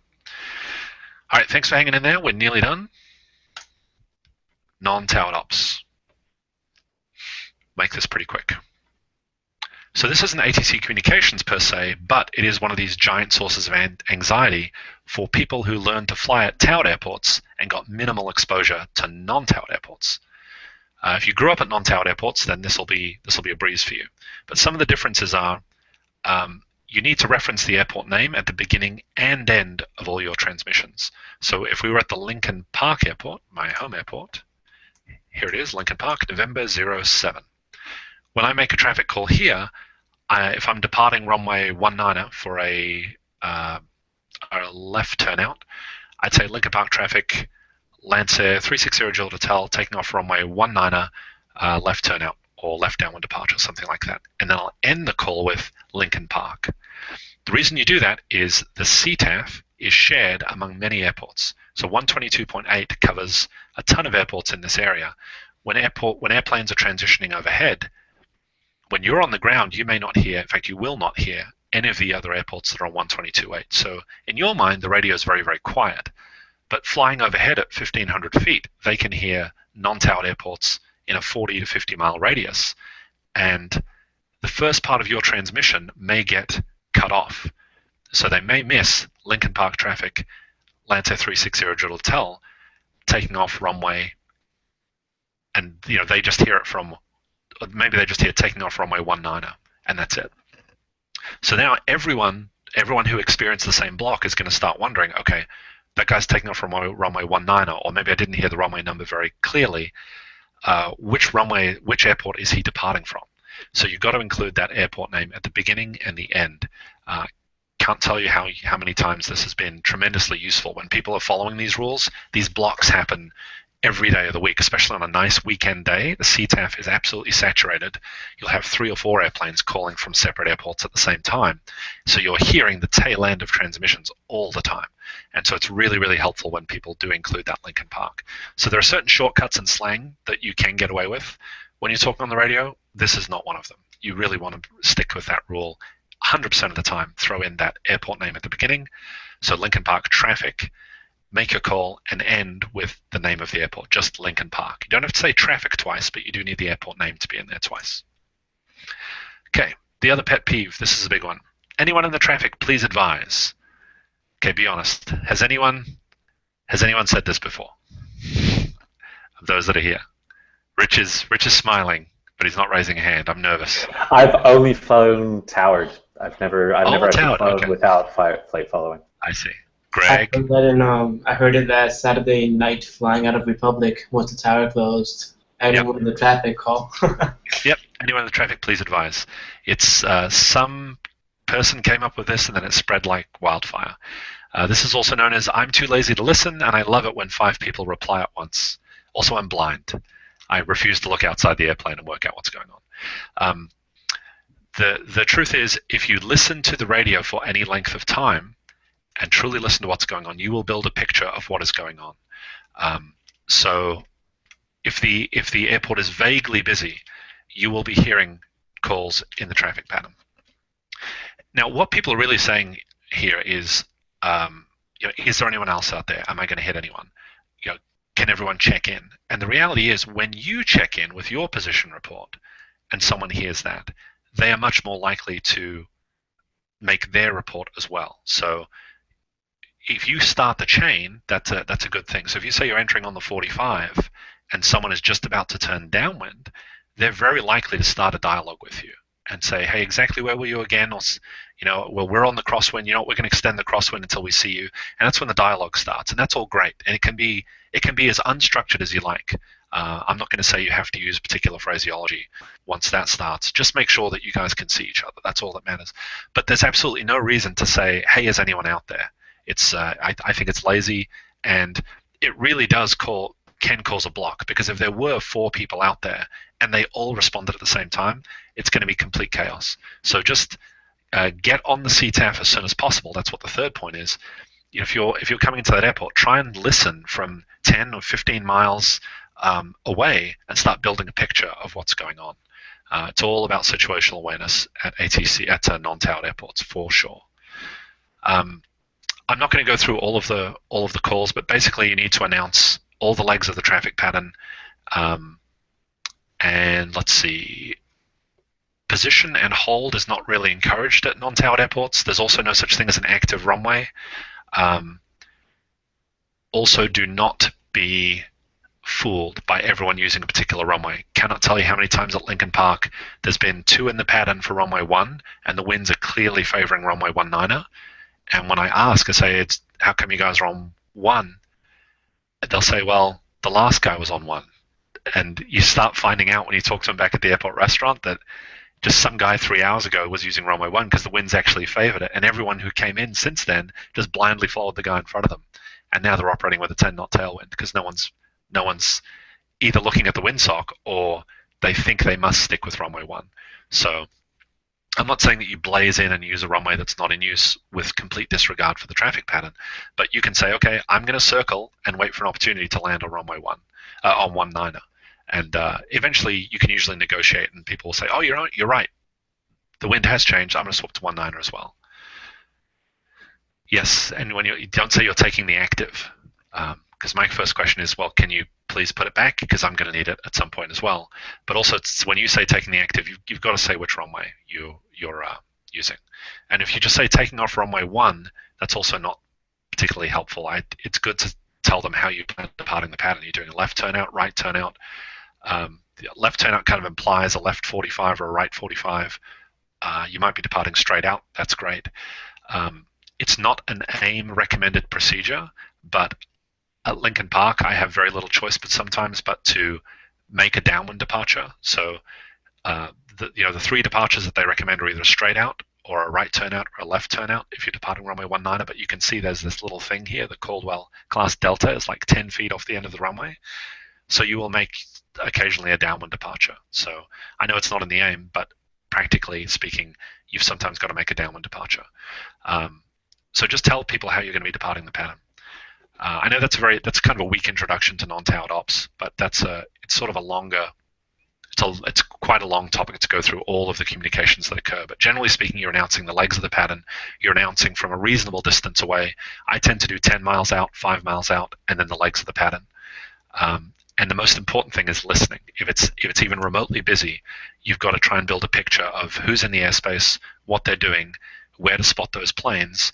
And the one thing I guess I want to add is, once you're in the traffic pattern and making your announcements and there are other planes there, don't simply make your announcements and ignore everyone else. So if there is someone who is on let's say they say they're turning base, or they're on a 4-mile straight in, that's probably a good one, is if they're on a 4-mile straight in and you're on a downwind, don't simply ignore the person who's on a 4-mile straight in and then announce you're turning base. Try and set up the plan ahead of time. Resolve the conflict before it even really starts. So you could say, okay, you're on 4-mile straight. I don't have you in sight, but we're going to go ahead and make a short approach and get it down as quickly as you can. Or say, hey, we don't see you. We're going to extend the downwind until we see you. Okay, good, got you in sight. You know what? It looks like it'll work out. I'm going to turn now. I'm going to turn base now. I'll be number 1. Or a simpler case, you've just turned your downwind for runway 19er, and there is an aircraft ahead of you that's on the midfield downwind. When you make your call, you can say, we're number 2 on the downwind, or we've got the guy ahead in sight. Let people know that you see the relevant traffic ahead of you, so they're not wondering if you are going to cut them off. I found that builds a lot of confidence when you say you're number 2 or you're number 3. It builds awareness for everyone, and it doesn't take much radio time. So those are my tips for non-towered ops. I know it doesn't cover some of the really basic stuff, but again, it's just announce the legs of the pattern. I happen to not announce my taxi. I will announce taking off, the legs of the pattern. If I'm landing, I'll announce when I'm clear of the runway, I should say. So I'll say Lincoln Park traffic, land say clear of runway 19er, Lincoln Park. I will say that, but I generally do not announce my taxi either to or from the runway. Rereading the AIM not long ago, I realized that they actually do recommend that you announce that you're taxiing. I'm not a fan, but that's what the AIM says. If anyone has any thoughts on that, I'd be up for talking about it in the informal Q&A. But I think that about covers it for the non-towered ops for me. Okay. And really quickly, use of simulation for practice. If you haven't used a flight simulator before, I really encourage you to start using one. The learning curve is very steep. It can be very frustrating, but it is 100% worth it. Not many people have the time and or the money to stay super, super sharp as a recreational pilot. So simulator is huge. And then on top of that, adding an ATC service, whether it's Pilot Edge or VATSIM or IVO or any kind of multiplayer service, anything where you can practice talking to another human being who's playing the role of ATC. It does not have to be Pilot Edge. I'm not here to sell you on just using Pilot Edge. I'm thrilled if you use VATSIM or IVAO as well. As long as you're getting a good experience and your brain is tricked into thinking you're talking to ATC, that's going to be fantastic, and it's going to save you time and money during your training. I cannot overstate the value of that one. What flight simulator would you recommend to actually use with Pilot Edge? My very short answer on that would be, I think we have better integration with X-Plane than we do with FSX and P3D, but we do work with FSX and P3D as well. The setup can be a little bit more complex for those sims, but once it's up and running, tends to work very well. Just the installation can be a little bit harder, depending on the exact version and a couple of things along those lines. X-Plane, very smooth right out of the box. But yeah, highly recommend using some sort of ATC network, as Rich said at the beginning of the lesson. Darn it, 10:44. Epic fail on the time management. It's okay. Before we go to Q&A, and you'll have to forgive my 2-year-old in the background here. Before we go to Q&A, I do want to say we have a handful of people here who are sim and maybe haven't taken the leap into real-world flying. Our next session on Sunday is explicitly about getting started with real-world flying. It's about how to do it in an affordable way. It's about how to find a good school, how to find a good instructor. That's on Sunday at 10 a.m. PDT. If you are thinking about making that leap into real-world flying, this is the start of our whole curriculum. And if you stick with it for 10 weeks and come to all the sessions, you'll cover all the material that you need in a private pilot's license. It's not an official ground school, but you'll cover all the material, and you'll be able to talk about it with people, and that starts on Sunday. Nice. That's great. So with that, maybe we can get through to some questions here. We can, and one thing I wanted to share, just before I wrap up, is if you are considering using a sim for your primary or instrument training, I did a workshop a while back. This is hosted on Pilot Edge, but don't worry, you don't need to be a member of the network. You don't have to pay anything. You don't even need a login. If you just go to this exact URL, and I just pasted it in the chat, you can watch it. It's right there on YouTube. This is a workshop on what flight controls and avionics should you use, which simulator should you use, what's important in a visual system, what are sims good for, and what are they not good for. So if you're considering getting into simulation, this is a good workshop where I do kind of brained up, having used sims for a long, long time, what they're good for and what they're not good for. It turns out they're actually terrible for pattern work. I will give away that little gem, is that pattern work is the single hardest thing to do, I think, in a sim, and it's one of the first things people try and do in a sim, because that's considered one of the baby steps when you're kind of playing with new technology like that. Is, well, let me just bang out a quick pattern. It only takes 4 minutes, and you expose, like, you're just twisting the arrow into the Achilles heel of the sim violently when you try and do pattern work. It's one of the hardest things to do. Whereas shooting approaches or straight and level flight or emergencies, it's actually very good for that. So that's a pretty good workshop on that if you're interested in sims as well. Okay, to the Q&A. You can pull up the sectional information on ForeFlight pretty easily. I don't know if I'll be able to show it, but it's relatively easy to do. Let me present you here, Reese. Do you want to just show people very quickly? Well, it's just on my iPad. I don't know how well it'll come through. Just hold it up to the camera. Let's go to show. So I do this backwards. The setting icon right next to the weather stuff, and then map touch option, and then bring chart to the front with legends, and then whatever chart you select, it'll have the legend. That's awesome, Reese. I don't know if it's kind So of you can bring up the chart legend for any chart. Yep. Did not know that. See if I can get one of those show up nicely. Let's see. And it works 33% of the time. That's epic. This is the Detroit sectional with legend, and you can't really see it, and I can't hold it straight otherwise it glares, but I see. There it is. There. So it works. That's huge. Cool. Thank you. That's a nice little nugget. I've never seen that presented before.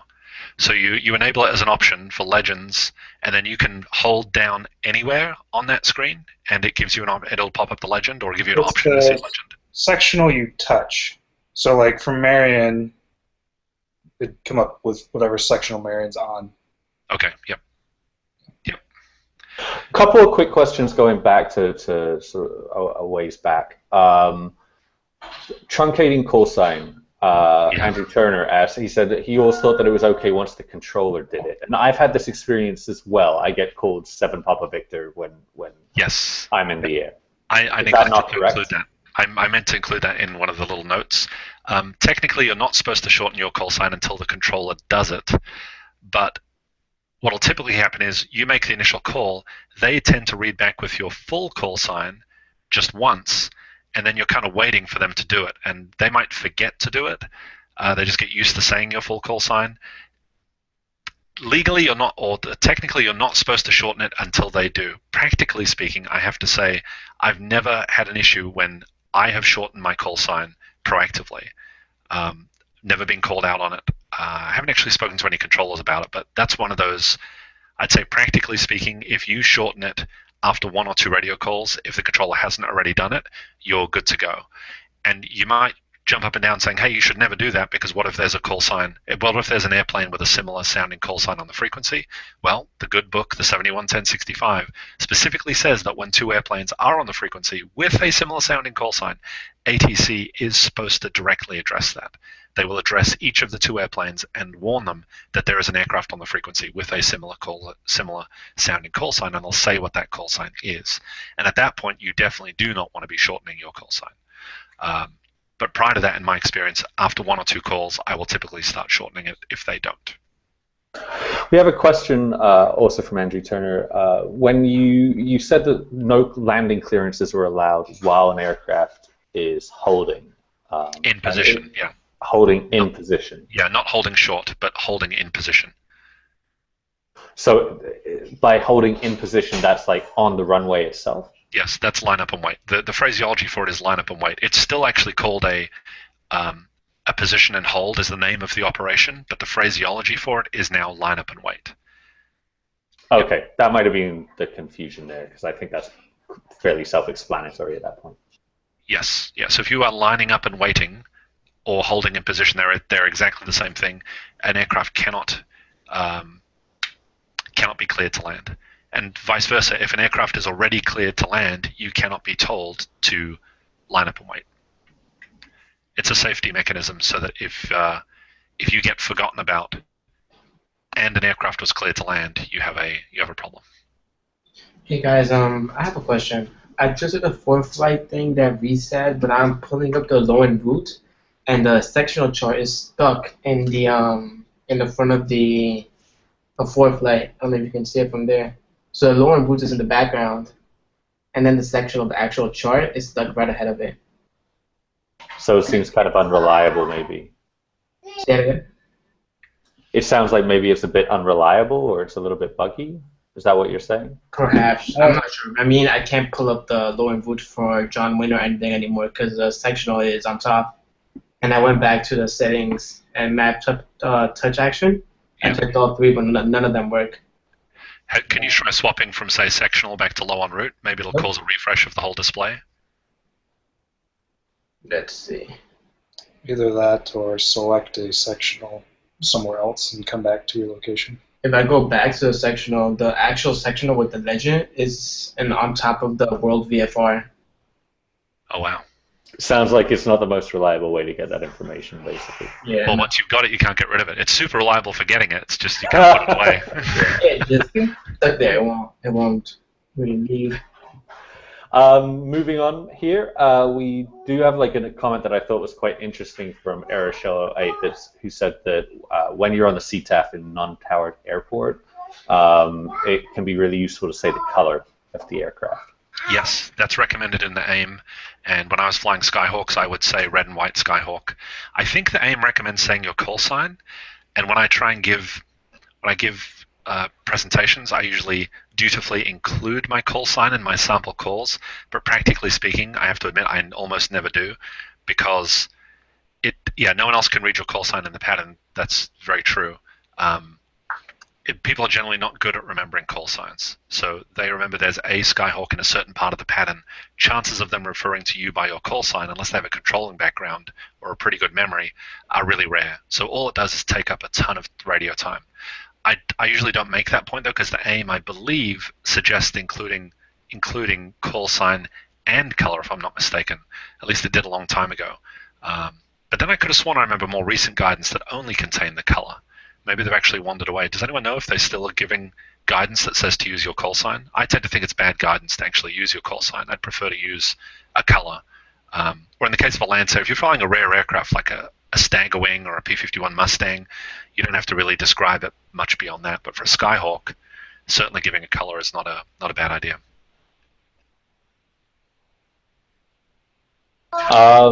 Guys, I hope it's okay. I think we need to call it here.